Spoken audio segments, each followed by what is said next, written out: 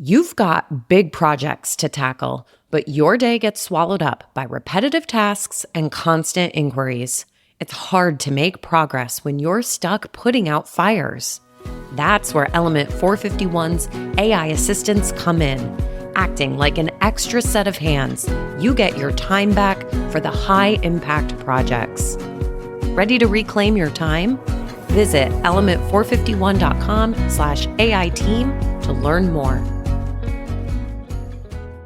Welcome to The Hidden Gem. I'm your host, Maya Dimeshkovich, and today we are uncovering the top 10 truths about higher ed marketing. Whether you are a Marcom professional, a college leader, department chair, or a non-marketer looking to understand how marketing impacts your institution's growth, this episode is for you. I'm excited to be joined by Ryan Morabito, a seasoned expert in higher education marketing and branding. Today, we will be breaking down the key truths that leaders need to know, not just about marketing, but about how it ties directly to student recruitment, donor engagement, and long term success. This episode is packed with insights that can help you make smarter decisions and strengthen your institution's impact, even if you don't work in marketing.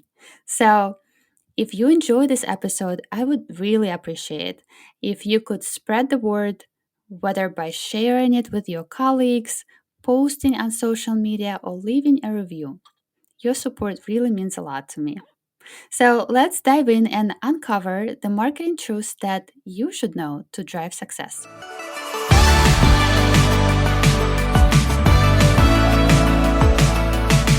Welcome to The Hidden Gem, your go-to podcast that shines a spotlight on the strategic role of marketing and communications in shaping the future of community colleges. I'm your host, Maya Dimeshkovich, CMO at Carroll Community College. Every week, I sit down with community college leaders and industry experts to unpack strategies that work. We'll discuss practical insights and success stories to help you elevate your institution's profile and achieve your strategic goals. Tune in to amplify your community college's success, one conversation at a time. The Hidden Gem is part of the Enrollify Network, a robust collection of podcasts designed to help higher education professionals like you grow. Explore our other shows at enrollify.org or check out some of my personal favorites linked in the show notes below. Enrollify is made possible by Element 451, the leading AI-powered all-in-one student engagement platform helping institutions create meaningful, personalized, and engaging interactions with students. Learn more at element451.com. And let's get started. Hi, Ryan. Welcome to the Hidden Gem podcast. I'm so excited to see you here.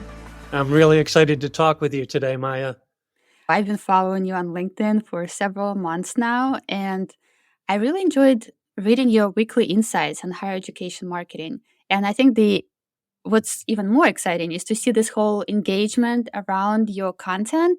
And it tells me that there is it resonates with your audience, and people want to hear more about marketing in higher education and the truths that you are talking about every week. I also think that you have a great skill of presenting information in a very clear and entertaining way. So I think our listeners are in for a treat today.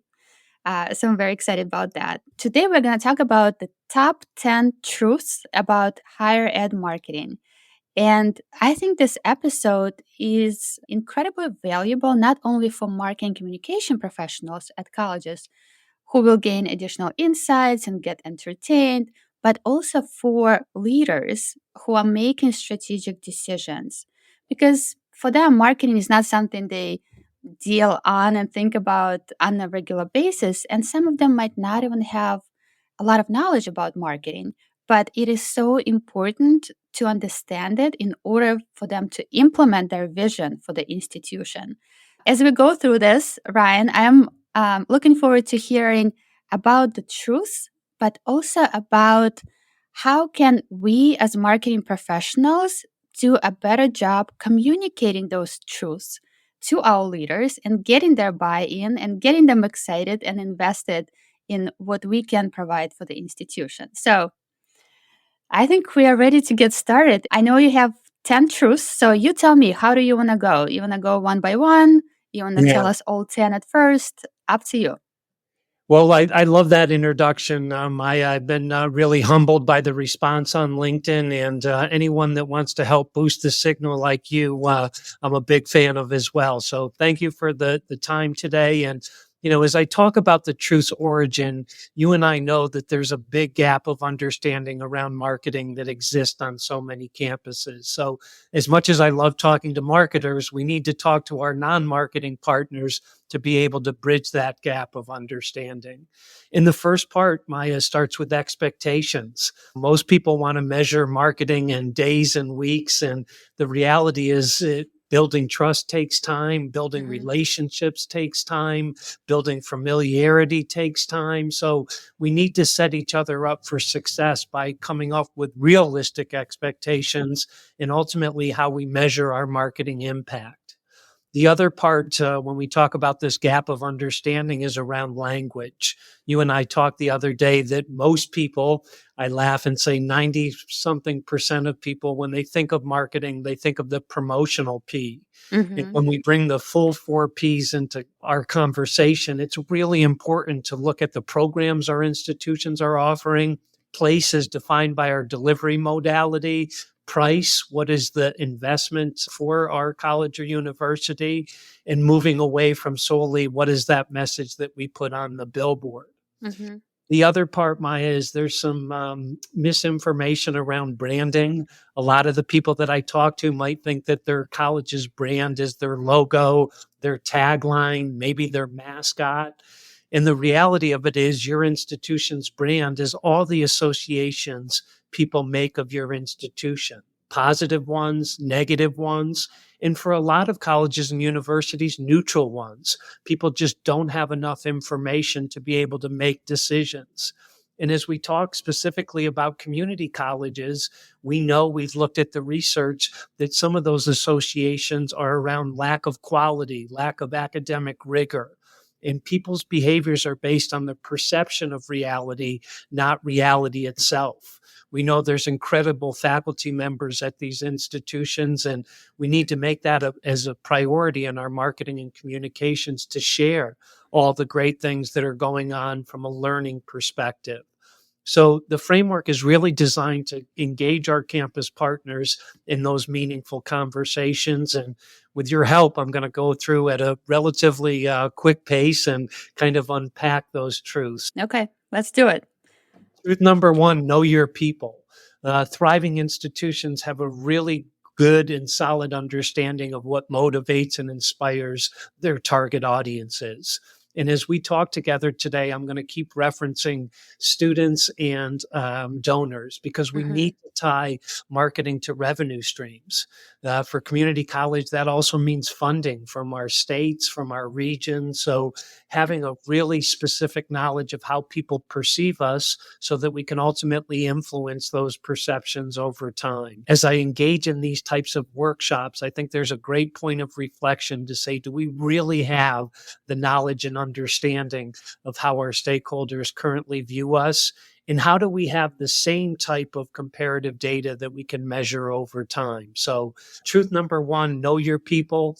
And in today's age, Maya, you and I know we have a ton of information available to us to who we're marketing to, probably more information than we've ever had. And our ability to personalize our message is really important.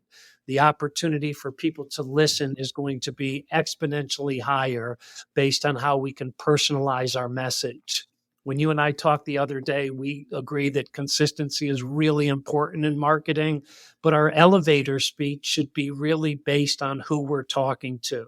So we know parents of prospective students are going to be interested in a different message than an 18-year-old student. Adult learners, they're going to be interested in a different set of attributes, as well as recent and graduates who left our schools many years ago. So truth number one, know your people. I agree. How can you talk to your customers and prospective students if you don't understand what they want or they need? So the key takeaway here, if you know who they are, your marketing will be more effective, less expensive, right? So the key takeaway, spend some time to get to know your target audience and do it on a regular basis, right? Because the needs and expectations, they change over time. It's not like you do research 1 year and then you can keep referring to it forever. So, okay, truth number 2. Truth number 2, define and differentiate. And, this is really gets at the core of what we think of in brand positioning. Oftentimes now I describe it as a school's strategic narrative. What is that North Star that guides all of our marketing and communication in having that consistent platform over time? I often tell people that if we do this narrative development and get the right buy-in from our leadership colleagues, our positioning shouldn't change. It should transcend time. It should transcend leadership changes and be a balance, Maya, in terms of why our institution was founded and what we ultimately want to be known for. And time and time again in our consulting that we see that a new leadership team comes in and our brand really shifts. And we need to do a better job of developing those consistent platforms and knowing that how we execute that creatively over time is going to change. And we're always going to look for dynamic tools to share our message, to share our story with those constituents that matter most. So truth number 2, define and differentiate and develop that clear strategy. Go through that right process so that we can get our campus partners reading from the same page. Yeah. No, I think positioning is so important. And what you said, and it resonates with me, and what I'm trying to tell people at my college and other colleges that I speak to is your positioning should not change. Your positioning is the foundation of everything you do. And not just branding and marketing communications, but it's also the foundation for your product development, for the services you create, because everything should be aligned with your positioning statement. So it's broader than just marketing communications. We all have to be on the same page. Yeah, well said. Absolutely. And truth number 3 is tell your authentic story. I think far too long that our schools have kind of been the hero of the story.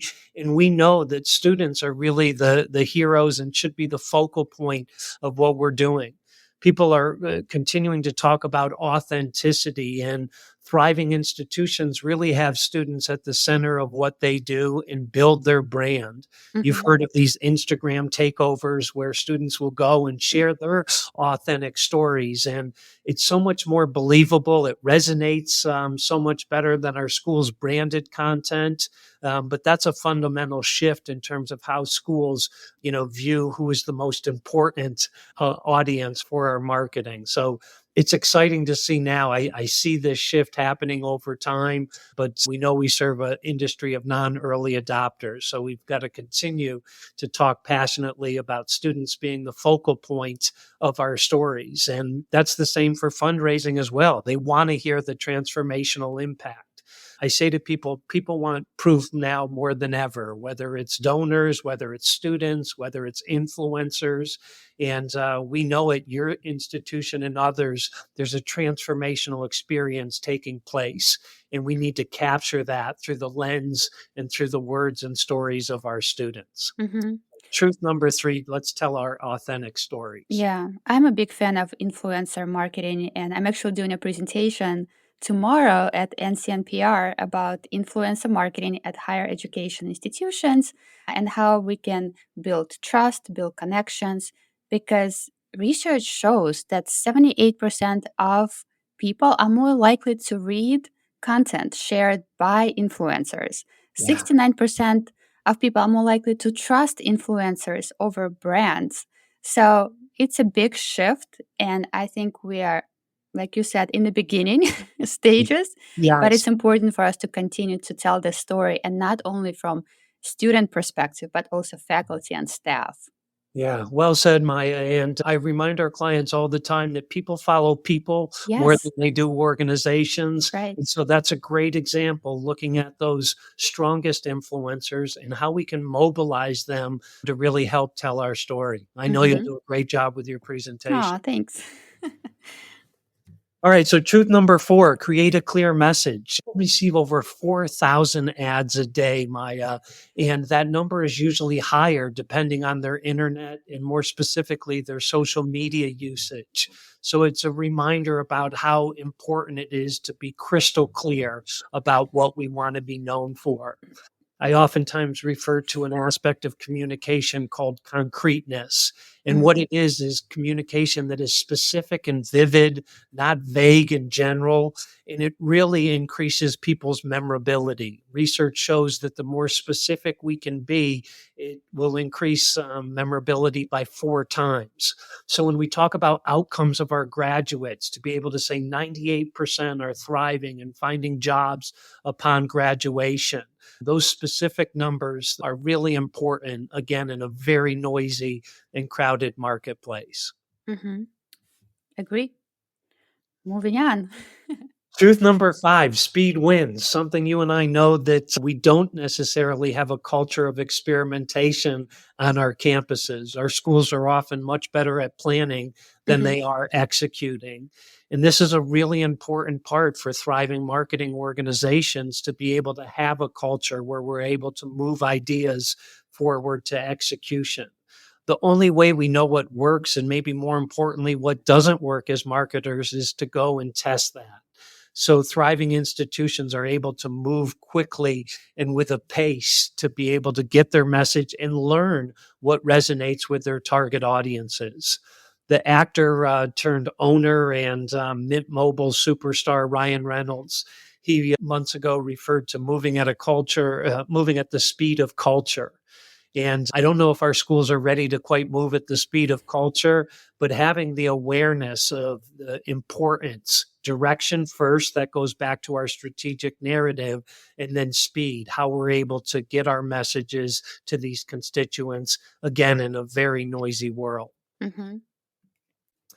So truth number 6, use data to inform decisions. Years ago, we called it data driven, and now we say data informed, understanding that marketing is indeed an art and a science.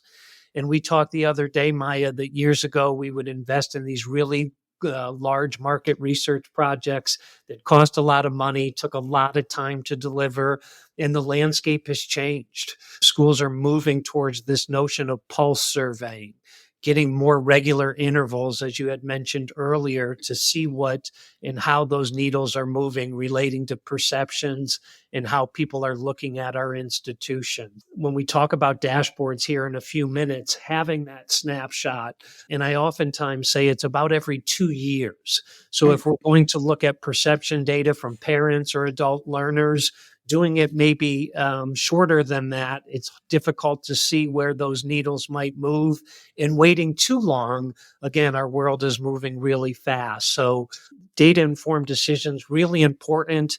It not only helps inform our brand, but I know your podcast talks to leaders, Maya, and the data becomes really diffusing as well.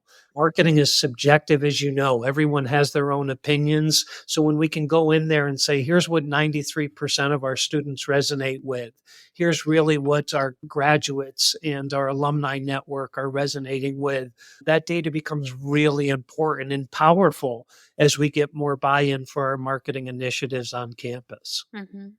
All right, truth number 7, the investment is ongoing. Mm-hmm. So many schools in the last few years are going towards a brand refresh. And oftentimes they think of it as a one-time event. And you and I know that branding is an ongoing process. There's really no finish line. It's about continuous improvement. And so thriving institutions make that ongoing investment, both in people and resources. And when we look at schools that are just doing exceptionally well, they make that investment. They have a CMO reporting directly to the president and understand how important it is given the competition for students and financial support. And we also know in terms of how important familiarity is in marketing, knowing that many schools are offering the same types of programs. Coca-Cola spends $4 billion a year in marketing to become that preferred beverage. And we need our schools to think about marketing again, not as a one-time investment, but ongoing. And when I see these brand refreshes, I cringe at times because I just don't know if they have that long-term mindset. It often would have that honeymoon effect where people get excited for a day, a week, maybe a month, but long term, we need to make that ongoing investment. And our website is probably a great example about how we need to have content. We need to have very clear pathways. And the investment many schools are making in social media isn't enough to rise through that noise that we talked about earlier. So all these other truths are important, but if we don't make that investment on an ongoing basis, it's going to be difficult to compete in today's time. Right. All right. You know, I'm passionate about all of these, Maya, but number 8 is build bridges and tear down silos. It's amazing to me when I see the gaps in communication, and thriving brands in and outside of academia have the buy-in of their internal audiences.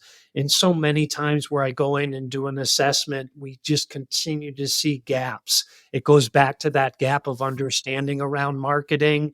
And we as marketers are in a very unique place to build those bridges. I really want to come up with a word that creates more urgency than silos. We're extremely damaging, and it prevents us from sharing our story in meaningful and innovative ways. So we're starting again, slowly but surely, to see our marketers take a lead and develop workshops where they're bringing in these campus partners. A statistic I read a few months ago that 70% of programs launched over the last several years have failed. And so there's a huge cost associated with that, real cost, opportunity cost. And we need to develop stronger partnerships with our academic colleagues so that if we are going to bring a new program to market, do we have the right type of information, going back to data-informed decisions, looking about the time it takes to truly market a program successfully. But if there's one takeaway that your audience listens to today, we're in a unique position to be able to do that. Marketing touches every aspect of a college or university experience, and people resort to their individual bunkers. You know that everyone is busy. We often don't have the resources we need. And so we've got to get out of our bunkers and have meaningful conversation with enrollment, with fundraising, and with our faculty and staff colleagues as well. Yeah, no, I agree. As marketers, we know pretty much everything that's happening on campus because we help everyone achieve their goals. So we learn a lot, but not other departments that might be just focused on their daily work and not as involved with other people. So yeah, I cannot agree more. We have to lead this. In a good lead into truth number Yeah. 9, how do we measure our effectiveness? And, I oftentimes talk to schools about developing the right dashboards. So as we look about how we're going to measure marketing impact over time, how are we having those meaningful conversations with our leadership colleagues? What are we measuring outside the important enrollment, fundraising, and other data that we look at on a regular basis? And so oftentimes we're recommending that we look at indicators. How are people engaging on our website? What are those social media metrics that show we're moving the needle on perceptions? We're creating stronger relationships. But again, oftentimes people are so busy that we're not looking at these same dashboards over time. We're not tracking those things, those KPIs that are so important to our leadership and governing boards. So 2 KPIs I start with is keep people inspired and keep people informed. Far too often I'll go to a campus and people will tell me in a focus group setting, I didn't know that we were offering that program. And I cringe, Maya, to know that if we don't know that internally, how can we expect prospective students or influencers to be able to know that? So thriving colleges and universities have developed those dashboards. They have the comparative data where they're looking at the same things over time. They're celebrating their successes. And when there is gaps, they're able to mobilize their team to be able to develop stronger indicators. but it's been a kind of an aha as I've done a lot of these truth workshops where people will say, gosh, we should have had some of these dashboards, but now's the time. And it allows us again to break down those silos and engage with our campus partners on those metrics that are most meaningful. Hmm. This is the question that comes up all the time. How do we know, especially during budgeting time, that we get the return on investment? And sometimes there is no direct correlation that you can show, but measuring those indicators over time, it does show that we are making progress, that our relationship in the community are improving. More people are coming to our website, more people are seeing information about us. And I cannot agree more about internal communications and making sure people at the college know what is happening because they are the ambassadors. They Yeah. are going in the community. The more they know, the better, in my opinion. It's so true. And I have great empathy for those that work on any of our campuses. And oftentimes it's a reflection that people are so busy. We have such Hmm. high expectations in terms of how we're communicating with our external groups that oftentimes we leave our faculty and staff out of those important conversations. And every time we're able to engage in those meaningful workshops or those types of activities, there's an undeniable appreciation. There's a kind of a, why haven't we done this sooner? And again, it's not a one-time event. It's an ongoing process to be able to do that. So Hmm. I oftentimes get asked about those sample dashboards, and those things that you and I are talking about today are a great opportunity to lift those up to our cabinet and make sure that we're on the same page of those metrics that are most important. And Hmm. some are more obvious than others, but it's a critical part. And I think it's a great way to engage our campus partners to be able to develop those dashboards together. Yeah. Thriving schools, Maya, they look at comparative data. Those schools sometimes that are struggling, they'll look at a certain set of data and then it changes. We know there's so much turnover on our campuses that we need to develop the infrastructure and systems that allow us to track those things that are most important, not for a week, not for a month, but year after year after year. Hmm. And last but not least is stay agile. Again, building this culture of experimentation. And we've watched so many higher education brands that kind of struggle in this new environment given the competition for resources. I just saw Texas A&M University developed a relationship with NASCAR, and there was a lot of people on social media kind of questioning what that looks like. Where is that in the why, Maya, which we know as marketers is so important. But that NASCAR audience, which is very much driven by people who have served in the military, is really important for Texas A&M. You look in terms of the type of stakeholders that are most important, it allows them to rise through the noise in terms of getting their message across. So the for-profit example would be our friends at those Stanley mugs. Everyone has one of those Stanley mugs these days. And years ago, they were a $75 million company, and now they're a $750 million company because they moved their audience, which was primarily construction workers and people that looked at having a thermos mug, to almost every family carrying these mugs around in their pastel colors. And I think the same holds true in terms of that notion of being agile. How could we maybe take certain programs at our college and university and adjust those to a new audience?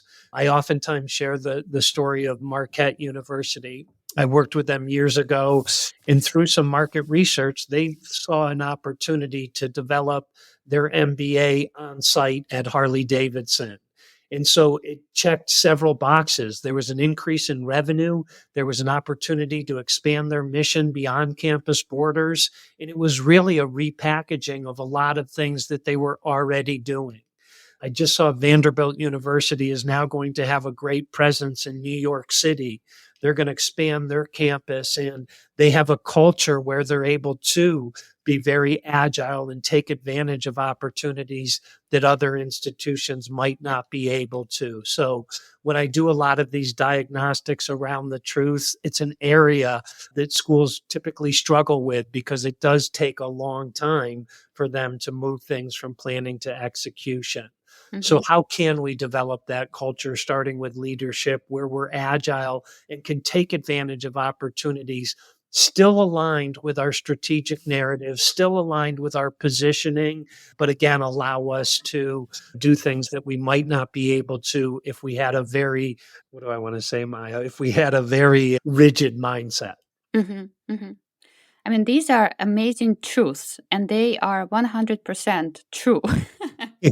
I can resonate, and I'm sure many other marketers listening to this podcast can say, yes, 100% agree. So the question for you is, how can we do a better job, maybe getting a buy-in from our leaders? How can we get them more involved and more excited? What can we do better? I think so much as it starts with getting the right people in the room. And again, this message does resonate really well with marketing people. We get a lot of the head nods. There's an understanding, but the reality of it is we need to engage our campus partners. And when I talk about systems and when I talk about process, again, this isn't just one meeting where people get excited, and this is ongoing conversations. And I think we can look for opportunities or windows to say, here's what's beneficial for us to have this common understanding, but here's what's beneficial to our campus partners. An interesting trend nowadays is our marketing colleagues are hearing so much more from faculty about having a presence on social media. They're very passionate about their programs, and they're the gatekeepers, Maya, to students and graduates. And so it gives us a unique opportunity to engage in those conversations and recognize they're the content experts and we're the marketing experts. And when we can bring those areas of expertise, when we can bring the right intentions to the table, the great part is once we start to break down those silos, people don't look back. They look for more in engaging ways to develop these. And just like we started our conversation today, these things take time. And so how can we start maybe in the rest of this calendar year to do something where we engage that? And again, I know your podcast talks to campus leaders. We need their advocacy. We need the president and other cabinet members to recognize the importance of this. We're not doing this to just develop common language and common expectations. We're doing this so that more people, more students and donors hear our story.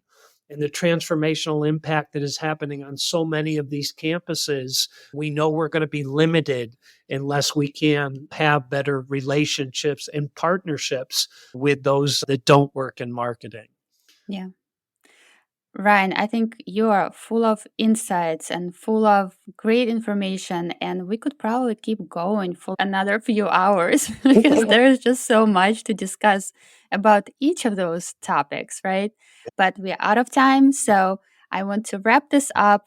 Thank you very much, and I hope people do follow you on LinkedIn and continue staying engaged with the truth and continue spreading the word, because it is important, not just for us as marketers, but also our institutions, so we can continue engage with our students, our communities, and continue to do the impact that we are meant to do. So I thank you very much, and I will leave a link to your LinkedIn profile in the show notes so people can continue getting those insights from you. Well, thank you so much, Maya. I really enjoyed it, and I look forward to our continued conversations. Thank you. Thanks, Ryan.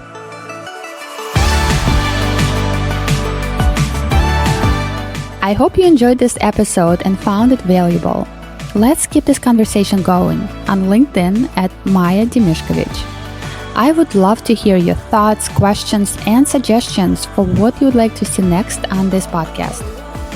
Remember, by tuning in to The Hidden Gem, you are not just listening to a podcast.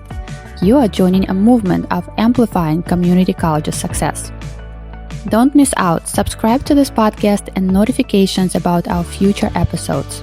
Share it with your colleagues and college leaders to help make our colleges stand out. Together, let's make an impact. The Hidden Gem is part of the Enrollify podcast network. If you like this podcast, chances are you will like other Enrollify shows too. Our podcast network is growing by the month, and we've got a plethora of marketing, enrollment, and higher education technology shows that are jam-packed with stories, ideas, and frameworks, all designed to empower you to be a better higher ed professional. Our shows help higher ed marketers and admissions professionals find their next big idea and feature selection of the industry's best as your host. Learn from Jamie Hunt, Jenny Fowler, Eddie Francis, Brian Gross, and so many other of your favorite leaders in higher ed. Enrollify is made possible by Element 451, the leading AI-powered all-in-one student engagement platform helping institutions create meaningful, personalized, and engaging interactions with students. Learn more at element451.com.